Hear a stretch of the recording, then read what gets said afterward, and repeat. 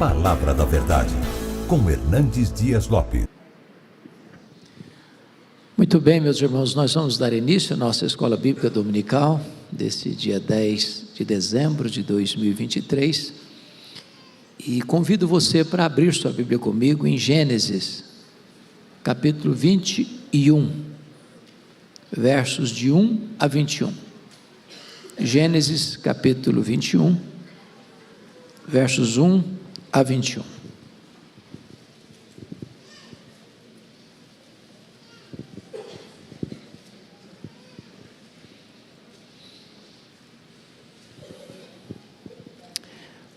Está escrito: visitou o Senhor a Sara, como lhe dissera, e o Senhor cumpriu o que lhe havia prometido.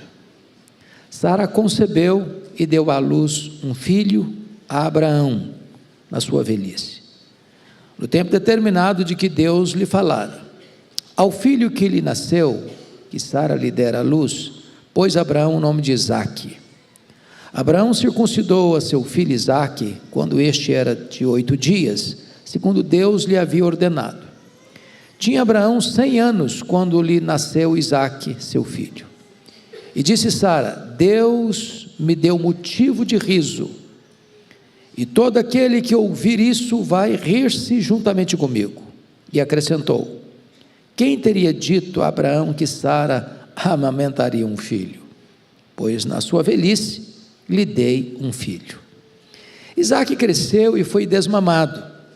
Nesse dia em que o menino foi desmamado, deu a Abraão um grande banquete.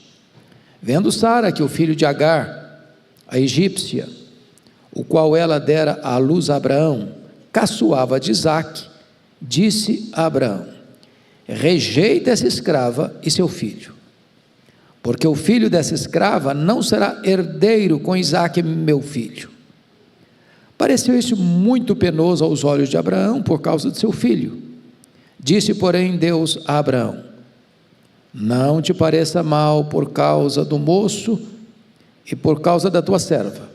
Atende a Sara em tudo o que ela te disser, porque por Isaque será chamada a tua descendência. Mas também do filho da serva farei uma grande nação, por ser ele teu descendente. Levantou-se, pois, Abraão de madrugada, tomou pão e um odre de água, pô-los às costas de Agar, deu-lhe o menino e a despediu. Ela saiu andando errante pelo deserto de Berseba. Tendo-se acabado a água do odre, colocou ela o menino debaixo de um dos arbustos, e afastando-se, foi sentar-se defronte, à distância de um tiro de arco, porque dizia: assim não verei morrer o menino. E sentando-se em frente dele, levantou a voz e chorou. Deus, porém, ouviu a voz do menino, e o anjo de Deus chamou do céu a Agar e lhe disse: que tens, Agar? Não temas, porque Deus ouviu a voz do menino daí onde está. Ergue-te, levanta o rapaz, segura-o pela mão, porque eu farei dele um grande povo. Abrindo-lhe Deus os olhos, viu ela um poço de água, e indo a ele, encheu de água o odre e deu de beber ao rapaz. Deus estava com o rapaz, que cresceu, habitou no deserto e se tornou flecheiro. Habitou no deserto de Parã, e sua mãe o casou com uma mulher da terra do Egito. Eu quero conversar um pouco com vocês hoje sobre o tema alegria e choro na família. Alegria e choro na família. Bom, esse texto trata de 2 assuntos básicos. Primeiro, o nascimento de Isaque, o filho da promessa. Segundo, a despedida de Agar e de Ismael. Ou seja, alegria e choro são ingredientes que compõem a festa da mesma família. Alegria e choro existem no mesmo dia, na mesma família, na mesma situação. A Bíblia diz que nesse tempo Abraão estava morando entre os filisteus, e ele vê o cumprimento da promessa de Deus, do filho da promessa. Aqui vem o problema do ciúme, quando Sara flagra o Ismael caçoando do Isaac. Aqui você vê a instrução divina, dizendo para Abraão: atende a Sara, faça o que ela está mandando, pode despedir a serva, o filho dela, porque a tua descendência será em Isaac, não em Ismael. Você encontra aqui a separação, quando Abraão tem o desgosto, a tristeza, a dor de mandar embora de casa a serva e o filho Ismael. Você tem a promessa divina de que Deus vai fazer desse filho que está sendo mandado embora uma grande nação, e você tem finalmente o cumprimento dessa promessa. O Ismael vai se casar com o egípcio e vai formar um grande povo, uma grande nação. Então vamos olhar esse texto, por gentileza, comigo, todos com a Bíblia aberta nesta passagem. A primeira coisa de destaque aqui é a alegria do nascimento. A alegria do nascimento. Vejam vocês, que Deus havia chamado Abraão, ele morava em Ur dos Caldeus, na Mesopotâmia, uma terra idólatra, e ele sai de lá, vai para o norte, para Arã, e ali de Arã ele sai para uma terra que ele não conhecia, que Deus havia prometido, e ele é casado com Sarai. Eu vou usar o nome Sarai. Abraão, vocês conhecem bem a mudança de nome, para não ficar trocando de nome toda hora. Então ele sai, o Abraão, com Sara. A Sara era meio irmã dele, pais iguais, mães diferentes, e os acompanha Ló. Então eles caminham sem saber para onde vão. Abraão tem 75 anos de idade, e Deus prometeu que ele seria pai de muitas nações. O problema todo é que a mulher dele, a Sara, era estéril.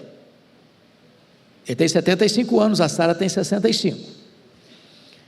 E a promessa de Deus está de pé, mas o tempo da pressa fica angustiante para Sara. Quando Abraão está com 86 anos, ou seja, já tem 11 anos que Deus fez a promessa, e a promessa não tinha se cumprido, a Sara tomou uma decisão: olha, nós vamos ter que dar uma mãozinha para Deus, porque se deixar só com ele a coisa não vai funcionar. Eu estou agora parafraseando a Sara. Então você vai fazer o seguinte, Abraão: eles já tinham estado no Egito, por erro de Abraão, mentiu no Egito, dizendo que Sara era irmã dele, para que ela não fosse para o harém do faraó, e depois a coisa foi descoberta, ele foi repreendido por Faraó. O Faraó deu muitas riquezas para ele, e dentre as muitas coisas que receberam no Egito, a Sara recebeu uma serva, uma escrava, chamada Agar. Então, trazem Agar. Agar agora é a secretária doméstica da casa. Então, Sara diz para Abraão o seguinte: olha, vamos fazer o seguinte, você vai coabitar com Agar, para suscitar um descendente, um filho. Esse filho não vai ser dela, vai ser meu. É barriga de aluguel. Então, o Abraão, que deveria ter confrontado a Sara e não concordado com a Sara, e alertado a Sara: olha, Sara, Deus fez uma promessa. Promessa de Deus e a realidade é a mesma coisa. Promessa de Deus não falha. Mas não, ele fraquejou também, como Sara. Coabitou com Agar, e nasceu Ismael. Agora, quando Abraão tem 99 anos, Deus aparece para eles: olha, vou cumprir a promessa. O Abraão riu. Quando a Sara ficou sabendo, ela riu também. Não, o riso da incredulidade. O riso da incredulidade. Porque na verdade o corpo de Abraão já estava amortecido. Sara já era uma mulher de 90 anos, além disso estéril. Ou seja, as evidências ou as circunstâncias conspiravam contra a possibilidade de nascer um filho. Mas Deus cumpriu a palavra. E agora nasce o Isaque. Quando Ismael tem quantos anos? 14 anos. 14 anos. Agora pense comigo no drama para Agar, no drama para Ismael, porque na cabeça da Agar, durante 14 anos, o filho dela era o único filho que Abraão tinha. Era o filho que haveria de dar prosseguimento à família, com tantas e ricas promessas. Abraão era um homem muito rico, um único herdeiro. Quando o menino está fazendo planos na adolescência, nasce o Isaque, um banho de água fria. No futuro de Ismael, nos sonhos de Agar. Então, o texto vai nos informar, primeiramente, que Deus cumpre a sua promessa, versículos 1 e 2, visitou o Senhor a Sara como lhe dissera, e o Senhor cumpriu o que lhe havia prometido. Promessa de Deus e realidade são a mesma coisa. O que Deus fala, Deus cumpre. O que Deus faz, ninguém pode impedir a mão de Deus de fazer. Então a promessa está cumprida. O que é curioso, que então está escrito aqui, Sara concebeu, versículo 2, e deu à luz um filho a Abraão na sua velhice, no tempo determinado de que Deus lhe falara. Agora preste atenção nisso, a promessa de Deus se cumpre não no tempo que eu quero, que eu espero, mas no tempo de Deus. Por uma pressa nasceu Ismael. O fato de ter nascido Ismael, de ter arranjado um bebê de proveta e uma barriga de aluguel, não anula a promessa está de pé. Então, no tempo oportuno, Deus cumpriu a promessa. Versículo 3, ao filho que lhe nasceu, que Sara lhe dera à luz, pôs Abraão o nome de Isaque. Mas quem escolhe o nome Isaque? É Abraão? Resposta, não. Quem escolhe o nome Isaque? Vai lá comigo para o capítulo 17.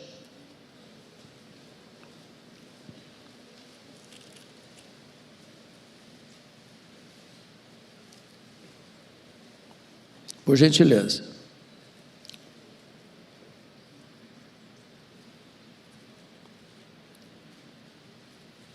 Versículo 19. Deus lhe respondeu: de fato, Sara, tua mulher, te dará um filho, e lhe chamarás Isaque. Quem escolhe o nome de Isaque? Deus.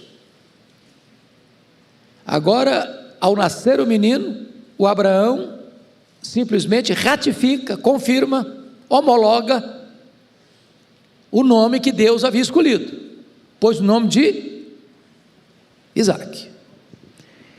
Então, quando nasce o Isaque, fica claro três coisas. Primeiro, Deus cumpre a sua palavra. Segundo, Deus é onipotente, que foi preciso fazer um milagre para o menino nascer. Terceiro, os planos de Deus são cumpridos não de acordo com a nossa pressa, não de acordo com o nosso cronos, mas de acordo com o kairos de Deus, do tempo oportuno de Deus. Então esse é o primeiro ponto, Deus cumpre a sua promessa. Segundo ponto desse texto, Abraão cumpre as exigências da aliança. Veja comigo agora, capítulo 21, a partir do versículo 4, até o versículo 7. Abraão circuncidou a seu filho Isaque, quando este era de 8 dias, segundo Deus lhe havia ordenado. Vocês sabem que a circuncisão era o selo da aliança, era a entrada visível no pacto, como hoje o batismo infantil substitui a circuncisão, assim como a ceia substitui a Páscoa. Então a criança era circuncidada ao 8º dia. Por que circuncidada ao 8º dia? Hoje me parece que a ciência, a medicina, é unânime em afirmar que não há nenhum dia na vida do ser humano com melhor cicatrização do que no 8º dia. Então, o 8º dia era o dia que Deus havia estabelecido, porque isso também tinha segredo de ciência por trás, porque Deus é o autor da ciência. Então, no 8º dia, ele cumpre a promessa e circuncida o Isaque. Então, versículo 5: tinha Abraão 100 anos quando lhe nasceu Isaque, seu filho, e disse Sara: Deus me deu motivo de riso. Quando o menino nasceu, ela riu quando ela foi informada de que ela seria mãe, com 90 anos. O Abraão riu também, quando Deus falou: agora é a hora de cumprir a promessa. O riso deles foi o riso da incredulidade. Incredulidade. Mas agora, quando nasce o Isaque, o que significa a palavra Isaque? Alguém lembra? Riso. Só que o riso que o menino traz, e o nome significa riso, está na contramão do riso que eles tiveram. O riso deles era o riso da incredulidade. O nascimento de Isaque é a evidência de que o riso da incredulidade precisa acabar, para que o riso da realidade possa surgir. Então é cumprimento da promessa. Agora vejam vocês, em terceiro lugar, que Sara exulta de alegria nos versos 6 e 7. Disse Sara: Deus me deu motivo de riso, e todo aquele que ouvir isso vai rir-se juntamente comigo. E acrescentou: quem teria dito a Abraão que Sara amamentaria um filho? Pois na sua velhice lhe dei um filho. Ou seja, era uma coisa assim impossível. Imagine uma mulher de 90 anos com um bebezinho no colo amamentando. Você com 90 anos amamentando um filho, que negócio é esse? Que história é essa? Como é que foi isso? Como é que foi isso? Ela deve ter explicado isso centenas de vezes para tanta gente que perguntou para ela. Era uma evidência do poder de Deus. Evidência do poder de Deus. E agora ele diz que todos que ouvissem essa história iriam rir com ela, um motivo de alegria dela, né? E aqui eu queria parar um pouquinho para fazer um paralelo entre Isaque e Jesus. Nós estamos no Natal, relembrando o nascimento de Jesus, e é uma espécie de paralelismo entre o nascimento de Isaque e o nascimento de Jesus. Vejamos. Primeiro, tanto Isaque como Jesus foram a semente prometida. Aliás, foi prometida a Eva lá, né? Da semente da mulher nascerá aquele que esmagará a cabeça da serpente. Isaque foi prometido, Jesus foi prometido. Segundo, houve um período de espera entre a promessa e o cumprimento. Quando ninguém mais acreditava que Abraão pudesse gerar um filho, corpo amortecido, conforme está escrito em Romanos 4, e a mulher já idosa e estéril, uma grande espera. Para a chegada do Messias, houve também uma grande espera. A Sara já não podia ser mãe, porque era velha e estéril. A Maria não podia ser mãe, porque era nova demais, não estava casada. Foi um milagre. Terceiro aspecto: quando Sara ouviu a promessa do nascimento de Isaque, ela riu e perguntou como isso poderia acontecer, uma vez que era velha demais. Gênesis 18, 13. Qual foi a resposta do anjo para Sara? Acaso para o Senhor a coisa demasiadamente difícil? Gênesis 18, 14. Quando o anjo Gabriel chegou a Nazaré para comunicar a Maria que ela seria mãe do Salvador, qual foi a pergunta dela? Como pode ser isto? Eu não sou casada ainda, eu sou noiva. Eu nunca coabitei com homem algum. E qual foi a pergunta do anjo, ou qual foi a afirmação do anjo para ela? Nada é impossível para Deus. Olha o paralelo aí. Quarto lugar, os nomes das crianças eram simbólicos. Isaque, riso. Jesus, o Salvador. E foram dados tanto para Isaque quanto para Jesus antes deles nascerem. Então tem esse outro paralelo aqui. Quinto paralelo: O nascimento de ambos aconteceu no tempo determinado por Deus, não no tempo que os homens queriam ou esperavam. Sexto paralelo: tanto o nascimento de Isaac como o nascimento de Jesus requereu um milagre, como já foi dito aqui. Uma era velha demais, outra era nova demais. Uma era casada, mas era estéril. A outra não era casada, mas Deus operou nela o milagre do Espírito Santo. Último lugar, sétimo paralelo: tanto o nascimento de Isaac quanto o de Jesus foram motivo de alegria, não só para suas respectivas mães, mas o riso da alegria estende-se a outras pessoas. E você e eu estamos aqui hoje com alegria, porque a mensagem do anjo para os pastores é esta: eis que vos trago boa nova de grande alegria, e que o será para todo o povo, é que hoje vos nasceu na cidade de Davi o Salvador, que é Cristo o Senhor. Bom, então vamos ao segundo ponto da mensagem: a dor da despedida. Veja comigo os versos 8 e 10. Isaac cresceu e foi o quê? Desmamado. Nesse dia em que o menino foi desmamado, deu a Abraão um grande banquete. Meus irmãos, eu leio isso aqui, torno a ler de novo, leio outra vez. Falei, gente, eu não me lembro de ter lido qualquer personagem da história que, uma vez desmamado, se desse um grande banquete. Pelo menos a nossa cultura não tem isso, tem? Você celebra o nascimento, né? Depois você celebra 15 anos das meninas. Homem não tem tanta firula, não tem festa para homem com 18, né? Mas para menina tem de 15.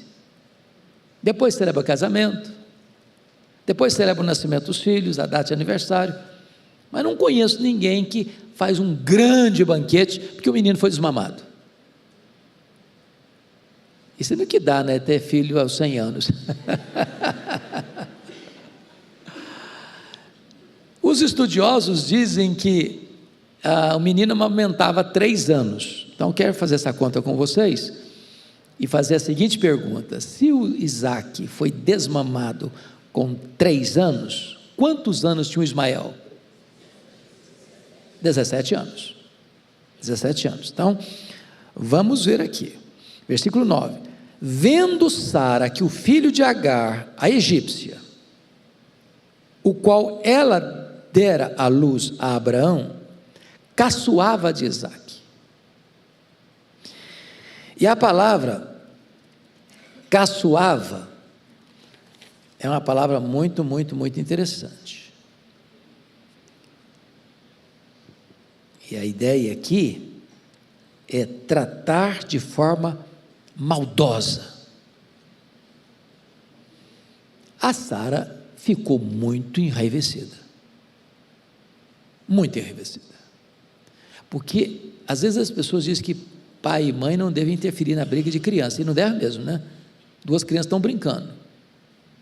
Lá pelas tantas, um se estranha com o outro, e às vezes pai e mãe tomam partido de criança e geram uma confusão, uma baita confusão na família. Não era o caso aqui. O caso aqui não é de 2 crianças que estão brincando e de repente uma fica estressada com a outra. Não, estou falando aqui de um rapaz de 17 anos e um menino de 3 anos. Você pai, você mãe, se encontrar uma situação dessa, você fica irritado também, ou não fica? Hã? E aqui vem o segundo ponto, que a crise é gerada. Vejam vocês, que a crise muitas vezes é gerada em meio à celebração da vida, num dia de festa, num dia de um grande banquete. Responda aí para mim, você já foi a alguma festa e durante a festa o clima azedou? Já viu isso acontecer? Olha o constrangimento. Os convidados, imagina os convidados. De repente, o sorriso vai embora do rosto. De repente a família começa a ficar extremamente constrangida com os convidados, porque um grande banquete é um grande banquete. Um grande banquete tem muitos convidados, tem muitos hóspedes. O anfitrião preparou muita provisão. E de repente tudo que você bota na boca fica com gosto amargo. Já não tem mais graça. Já não dá mais para fulano, seja bem-vindo, ô fulano, seja bem-vindo, que bom que você veio na minha festa, que legal, você apareceu, que legal, não tem nada de legal, não tem nada de ser bem-vindo, mas acabou tudo, perdeu a graça, clima não tem mais para festejar.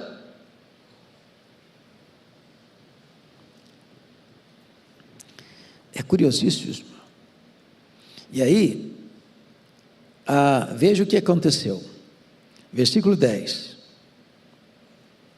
disse a Abraão, quando Sara viu que o Ismael caçoava do Isaque, disse a Abraão: rejeita essa escrava e seu filho, porque o filho dessa escrava não será herdeiro com Isaque, meu filho. Segundo aqui, ponto que eu levanto, é que a crise é gerada por um profundo sentimento de rejeição. A Sara está dando uma ordem no marido agora.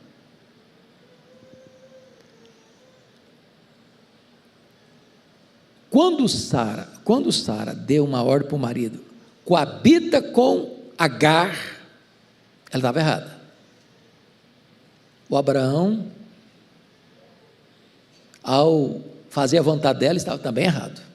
E as consequências foram trágicas. Mas agora, a rejeição vai passar por um outro ângulo que eu vou clarear daqui a pouquinho. Mas eu quero aqui só despertar esse ponto aqui: rejeita essa escrava. E penso eu que não tem nenhuma atitude mais terrível e dolorosa de machucar uma pessoa do que o sentimento de rejeição. A rejeição desarticula a saúde psicológica. A rejeição provoca uma desestabilização psicossomática. A rejeição joga a autoestima lá no fundo do poço e produz uma espécie de sentimento de monturo existencial. Começa aqui o gosto amargo de se sentir descartável diante da vida. Em outras palavras, é o abraço que não pode dar, é o beijo que não é recebido, é o telefonema que é desligado na cara, é a dor de não ser mais amado. Terceiro, a crise é gerada quando o outro é tratado como sujeito indefinido da história. Rejeita essa escrava, essa. É um sujeito indefinido. Agora não tem nome, agora não é Agar, agora não é gente, agora é um objeto descartável. Essa é a linguagem do desprezo humano. Ela usa essa escrava, ela usa seu filho, porque o filho dessa escrava não será herdeiro com meu filho.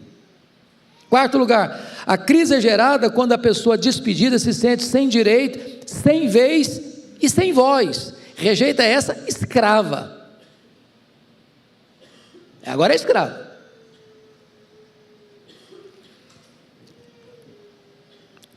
Ou seja, uma escrava não podia opinar, ela não tinha vez, ela não tinha voz, ela não pode, ela não sente, ela é mandada embora. Quinto, a crise é gestada ou gerada quando o apego à herança suplanta o amor familiar, porque o filho dessa escrava não será herdeiro com Isaque, meu filho. Ou seja, também aqui, preste atenção nisso, propósito de Deus e atitude humana, não é que Deus está apoiando essas palavras de Sara. A despedida sim, e eu vou mostrar depois por quê. Mas a linguagem de Sara aqui é uma linguagem ácida, tóxica, preconceituosa, opressora. Agora, o que é impressionante é o que nós vamos ver a partir do versículo 11. O que está no versículo 11? Versículo 11: pareceu isso muito penoso aos olhos de Abraão por causa de seu filho. Claro, amor de pai, amor de filho. Quantos anos tem o Ismael? 17 anos. É o que? Hoje diríamos, é o que hoje? Adolescente. Adolescente precisa de pai. Precisa de orientação. Então, para Abraão foi muito penoso. Muito penoso. E a palavra penoso, para vocês terem uma ideia, significa no hebraico sacudido violentamente. Você já viu na sua casa, quando a janela está aberta e vem um vento muito forte, as cortinas esvoaçam para lá e para cá? Essa é a palavra no hebraico. O coração de Abraão era com uma cortina esvoaçada pelo vendaval. Não foi fácil para ele tomar essa decisão. É por isso que o verso 12 diz assim: disse, porém, Deus a Abraão. Veja que o porém está na contramão do sentimento dele. Não pareça isso mal por causa do moço e por causa da tua serva. Atende a Sara em tudo o que ela te disser. Por quê? Porque por Isaque será chamada a tua descendência. Olha a promessa: mas também do filho da serva farei uma grande nação, por ser ele teu descendente. Olha a atitude de Abraão: levantou-se, pois, Abraão, rapidamente, prontamente, imediatamente, sem adiar, sem questionar, sem pestanejar. Levantou-se, pois, Abraão, de madrugada, tomou o pão e um odre de água, pô-los às costas de Agar, deu-lhe o menino e a despediu. A pergunta é: por quê que Agar está sendo despedida? Por que não podem coexistir? Por que Agar não tem uma tenda do lado da tenda da Sara? Por que o Ismael não cresceu junto com Isaque? O que isso tem a ver com a história? O que isso tem a ver com o futuro? Então vamos dar uma olhadinha? Abra sua Bíblia comigo lá, depois a gente volta aqui, lá em Gálatas, capítulo 4. Gálatas capítulo 4. Isso tem um significado espiritual. Eu não sei exatamente se Sara, se Abraão alcançaram tudo isso, mas isso tinha uma representação espiritual na história da igreja. Abra em Gálatas 4, versos 21 a 31. Abriram aí? Gálatas 4? Vai aparecer aí no quadro, então nós vamos ler. Dizei-me vós os que quereis estar sob a lei, acaso não ouvis a lei? Pois está escrito que Abraão teve 2 filhos, um da mulher escrava e outro da mulher livre. Mas o filho da escrava nasceu segundo a carne, o da livre, mediante a promessa. Estas coisas são alegóricas, preste atenção aqui, estas coisas são alegóricas, os 2 filhos, o filho da escrava e o filho da mulher livre, porque estas mulheres são 2 alianças, Agar e Sara. Uma na verdade se refere ao Monte Sinai, que gera para a escravidão, esta é Agar. Ora, Agar é o Monte Sinai, na Arábia, e corresponde a Jerusalém atual, a Jerusalém terrena, que está em escravidão com seus filhos. Mas a Jerusalém lá de cima, celeste, é livre, a qual é nossa mãe, porque está escrito: alegra-te, ó estéril, que não dás à luz, exulta e clama, tu que não estás de parto, porque são mais numerosos os filhos da abandonada do que os que tem marido.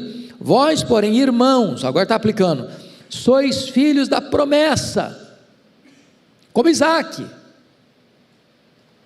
Como, porém, outrora, o que nascera segundo a carne, que é Ismael, perseguiu ao que nasceu segundo o Espírito, que é Isaque, assim também agora, ou seja, está falando para a igreja que está sendo atacada, que está sendo perseguida pelos judaizantes, representando a velha aliança, representando o Sinai, representando a Jerusalém terrena, atacando aos que são filhos da promessa, da Jerusalém celeste. Versículo 28, vós porém irmãos sois filhos da promessa, como Isaque, como porém outrora o que nascera segundo a carne perseguia o que nasceu segundo o Espírito, assim também agora, contudo, que diz a Escritura? Lança fora a escrava e seu filho, porque de modo algum o filho da escrava será herdeiro com o filho da livre, e assim irmãos somos filhos não da escrava, e sim da livre. Ele está falando de duas mulheres, de dois filhos. Ele está falando de duas alianças, da velha aliança e da nova aliança.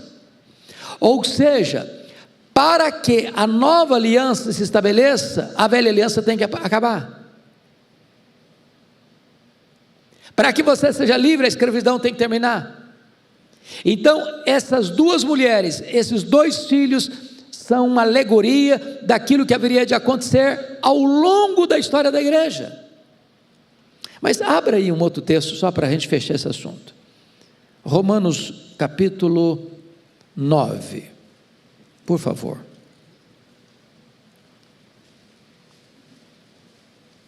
Versículos 6 a 9.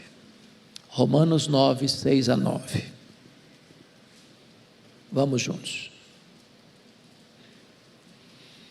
E não pensemos que a palavra de Deus haja falhado, porque nem todos os de Israel são de fato israelitas, nem por serem descendentes de Abraão, são todos seus filhos, perceberam? Mas em Isaque será chamada a tua descendência, isto é, estes filhos de Deus não são propriamente os da carne, no caso de Ismael, mas devem ser considerados como descendência os filhos da promessa, como Isaque, porque a palavra da promessa é esta: por esse tempo virei e Sara terá um filho. Perceberam por que Deus disse para Abraão: não fica o seu coração esvoaçado como uma cortina ao vento, atende em tudo que Sara falou, despede a Agar, despede a Ismael, porque isso tem um significado espiritual. E toda a história da igreja precisa revelar essa realidade espiritual que está por trás desta alegoria. Bom, dito isto, voltemos ao texto de Gênesis 21, para dar prosseguimento à história. Gênesis 21, vai para lá comigo. E aqui eu quero tratar do quarto ponto da mensagem, a dor de sentir-se sem rumo na caminhada. Olha versículo 21, 14 agora. Levantou-se, pois, Abraão de madrugada, tomou o pão e um odre de água e pô-los às costas de Agar, deu-lhe o menino e a despediu. Leia comigo o restante do verso 14, vamos juntos? Ela saiu andando, errante, pelo deserto de Berseba.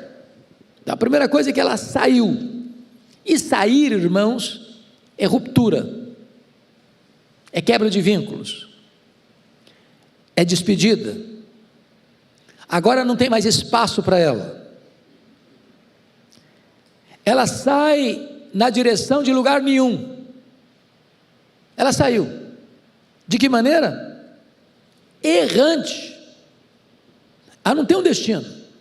Quando você sai para algum lugar.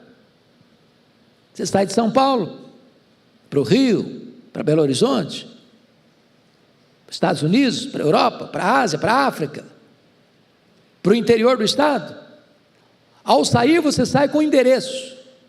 Ela não, ela saiu o quê? Errante, sem rumo, sem norte, sem destino. Mas ela sai errante para pôr o pé onde?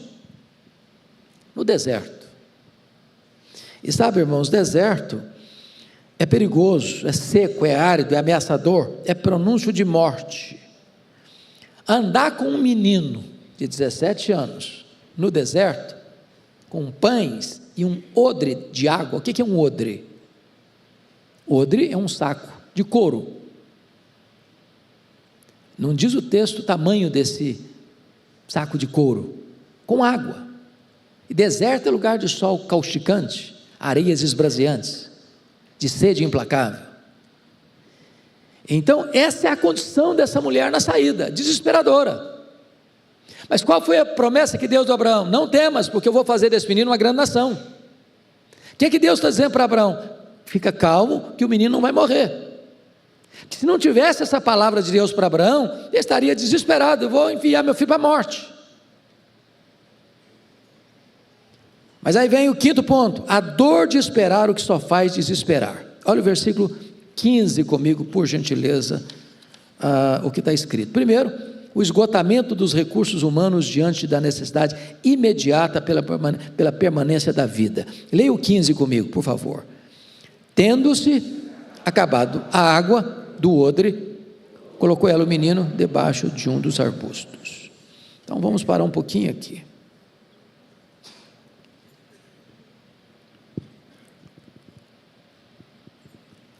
O que significa acabar a água no deserto?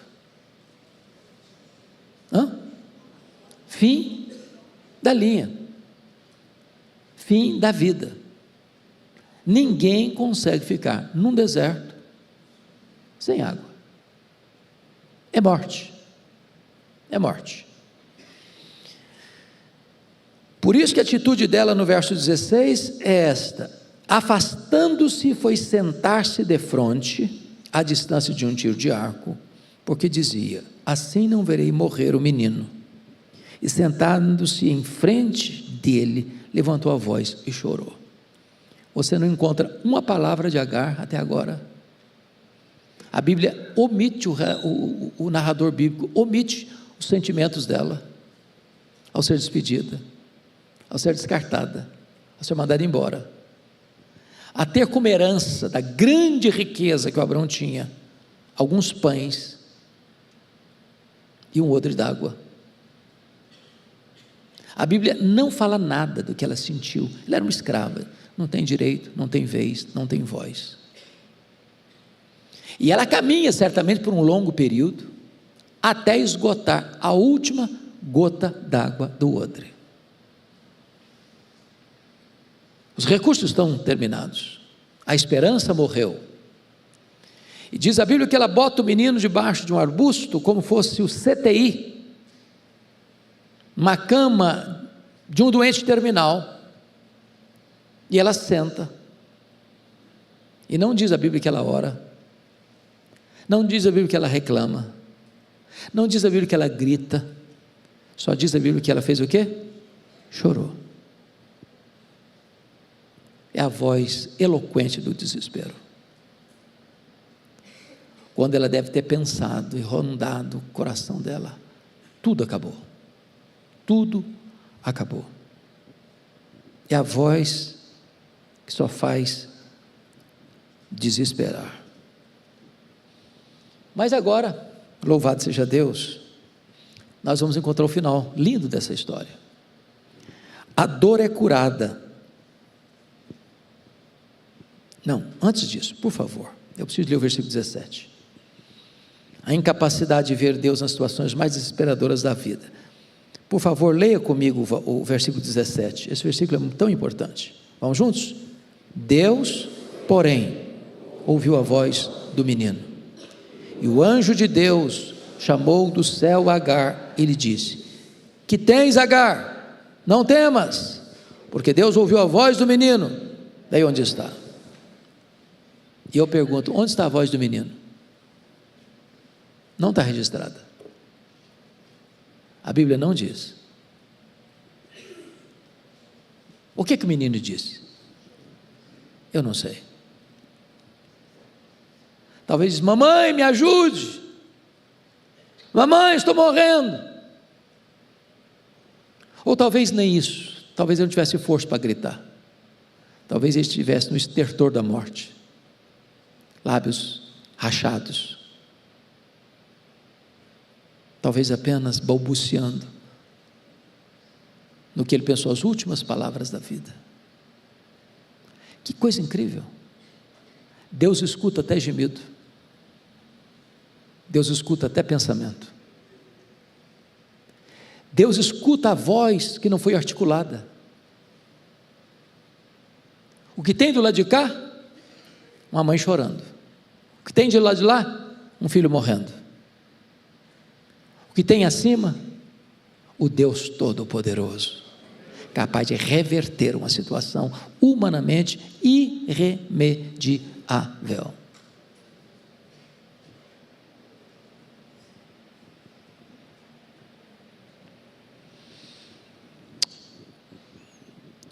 A primeira coisa que eu quero destacar aqui, irmãos, é que Deus afasta o sentimento de desprezo e de rejeição de Agar, porque na hora que ela foi despedida, o nome dela não foi pronunciado. É essa escrava, é o filho dessa escrava. Na terra ela não tem mais nome, mas no céu o nome dela é pronunciado. A voz não vem da terra, vem do céu. Louvado seja o Senhor.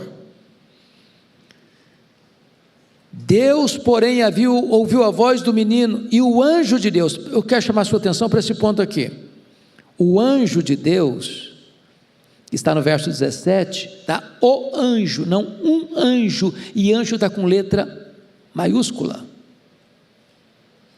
O anjo de Deus, no Velho Testamento, é uma teofania, é a própria apresentação do Deus pré-encarnado. Ou seja, no verso 17, quem pronuncia o nome dela a partir do céu é o próprio Deus.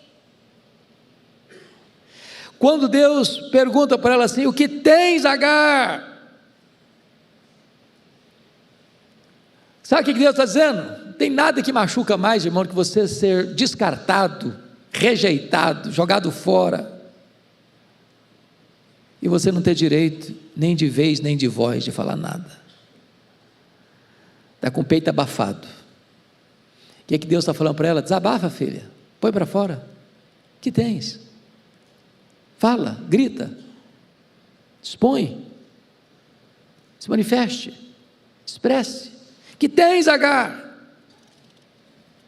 Até então ela foi tratada por Sara como uma coisa, uma matéria descartável. Até agora ela é uma figura indefinida da história, mas existe um alguém que sabe que Agar não é uma ninguém, que sabe o nome dela, que chama o nome dela desde o céu, que tem um arquivo vivo dela, que pronuncia o nome dela, que dá valor a ela. Poderíamos chamar isso de terapia divina. Eu não sei como é que está seu coração, quem está nos acompanhando. Às vezes a gente se sente assim, sabe, desvalorizado, descartado. Eu quero dizer para você que Deus se importa com você. Deus sabe o seu nome, Deus se importa com a sua dor, e Deus não desampara você, mesmo nas horas mais difíceis da vida. Segundo lugar, Deus encontra Agar exatamente onde sua história parecia ter chegado ao fim. Olha aí o versículo 17 e 18, já lemos o 17, vamos ao 18 agora. Ergue-te, levanta o rapaz, segura-o pela mão, porque eu farei dele um grande povo.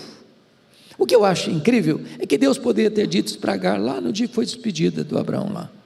Falou: minha filha, você está sendo despedida, mas calma o seu coração, vai dar tudo certo, eu estou no controle. Você vai passar por algumas dificuldades, mas pode ter certeza que você não vai morrer, seu filho não vai morrer, vou fazer dele uma grande nação. Deus disse, não foi para Agar, Deus disse foi para Abraão. Ela sai andando errante pelo deserto, sem saber o que está acontecendo. Está tudo escuro, está tudo sombrio, é um breu. Às vezes Deus permite você ir até ao último furo da correia, na 1/10 hora, na última volta do ponteiro, quando todos os seus recursos se esgotaram, acabaram, não tem mais nada, não tem mais esperança, não tem mais possibilidade, e Deus é poderoso para virar um jogo, Deus é poderoso para virar a mesa, Deus é poderoso para mudar a situação. Louvado seja o Senhor.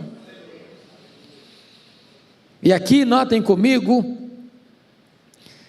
que Deus exige dela três atitudes da Agar. Primeiro, mudança posicional. Ergue-te.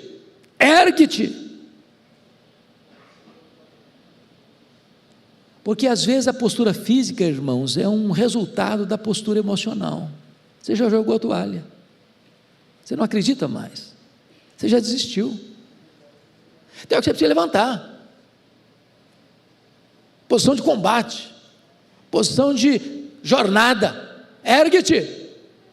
Segunda postura de mudança de atitude em relação ao filho. Levanta o rapaz. Sabe o que eu acho bonito? Eu acho isso aqui incrível. Versículo 17 diz que Deus ouviu a voz do menino. Quantos anos tem um menino?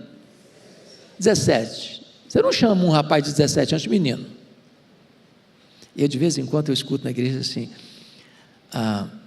agora nós vamos dar oportunidade para as crianças de 2 a 11 anos irem para uma salinha especial, e os meninos de 11 anos balançam a cabeça. Eu sou menino não. Que negócio vocês me chamaram de menino. Não é verdade? Menino de 11 anos quer ser mais de menino, mas não, ele não é menino, ele é um junior, um pré-adolescente, mas menino ele não quer ser mais. Quando se trata do mimo de Deus, de um rapaz de 17 anos que está morrendo, Deus está dizendo, ele é tão vulnerável como um menino. Tão vulnerável como um menino. Qual a característica do menino? Ele não sabe cuidar de si mesmo. Ele não sabe proteger a si mesmo. Entregue a si mesmo, ele é vulnerável demais. Mas qual é a palavra da mãe agora? Para a mãe não é menino. Ergue-te. E faz o quê? Levanta o rapaz. Levanta o rapaz. 17 anos é um rapaz. Está na hora de você e eu, pai e mãe, avô e avó, levantarmos aqueles que Deus nos deu. Primeiro você levanta, depois você levanta seus filhos. A atitude primeira é do pai e da mãe. Levanta-te. E levanta o rapaz. Levanta a moça. Terceira mudança de atitude em relação ao futuro. Olha aí o versículo 18. Porque eu farei dele um grande povo. Em vez de uma sepultura, uma grande nação. Louvado seja o Senhor. Terceiro lugar, Deus providencia escapes milagrosos para Agar, quando seus recursos estavam falidos. Leia o verso 19 comigo, a uma só voz, toda a igreja. Abrindo-lhe Deus os olhos, viu ela um poço de água, e indo a ele, encheu de água o odre, e deu de beber ao rapaz. Eu acho isso aqui impressionante, porque o texto diz que Deus não abriu um poço, Deus abriu os olhos dela. E eu não sei se o poço já existia, ou se Deus abre um poço na hora, mas não adianta abrir um poço sem primeiro abrir os olhos. É a mesma história lá do Eliseu e do servo dele, do Geazi. Ele olha e o que é que ele vê? Um exército inimigo. O que ele vê? Ameaça. O que ele vê? Prelúdio da morte. E Deus diz, Eliseu orou e disse: Deus, abra os olhos dele, para ver o que os olhos humanos não podiam ver. Um exército poderoso de Deus acampado ao redor. Tem hora, irmãos, que nós precisamos ter os olhos abertos por Deus, porque a providência de Deus resolve o problema bem pertinho de nós, e às vezes se nós não tivermos olhos abertos, não vamos ver a providência de Deus. O que eu estou lhe dizendo nesta manhã é que Deus pode reverter a situação e criar um fato novo, que onde tinha sentença de morte, tem provisão para a vida. Louvado seja o Senhor. Finalmente, irmãos, finalmente, quarto lugar, Deus cuida do futuro de Agar, enquanto ela pensava que só tinha passado. Olha os versos 20 e 21 comigo, todos juntos, a uma só voz, vamos ler. Deus estava com o rapaz, que cresceu, habitou no deserto, se tornou flecheiro, habitou no deserto de Parã, e sua mãe o casou com a mulher da terra do Egito. Ela era egípcia, casou com a moça da terra do Egito, ficou na família. Parecia que era o fim, e era apenas o começo de uma grande história, de um grande livramento, de uma grande providência. Eu encerro dizendo a você que este Deus, que conhecia Agar, que chamou pelo nome de Agar, que reverteu o diagnóstico sombrio de Agar, é o mesmo Deus que você e eu adoramos. Ele é o mesmo ontem, Ele é o mesmo hoje, para sempre o mesmo. O que Ele fez, Ele faz e fará, porque Ele é imutavelmente o mesmo Deus todo-poderoso, misericordioso, e que quando chegamos ao fim da linha, ao fundo do poço, Ele ainda tem solução para a nossa vida. Vamos ficar em pé e vamos orar.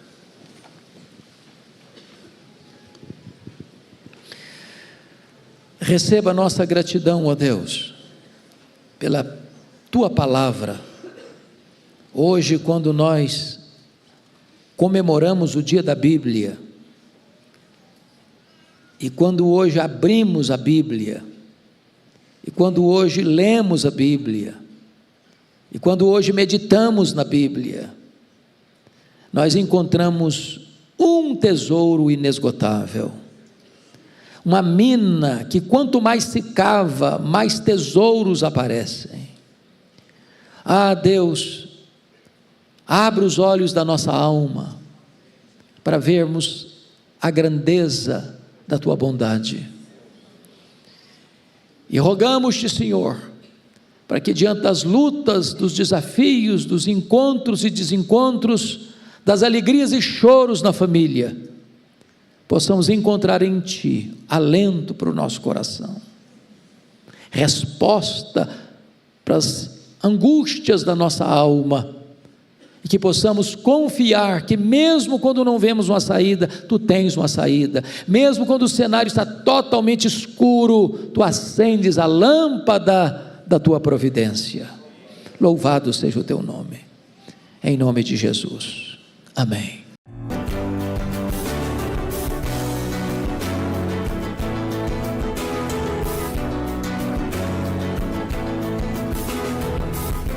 Palavra da Verdade, com Hernandes Dias Lopes.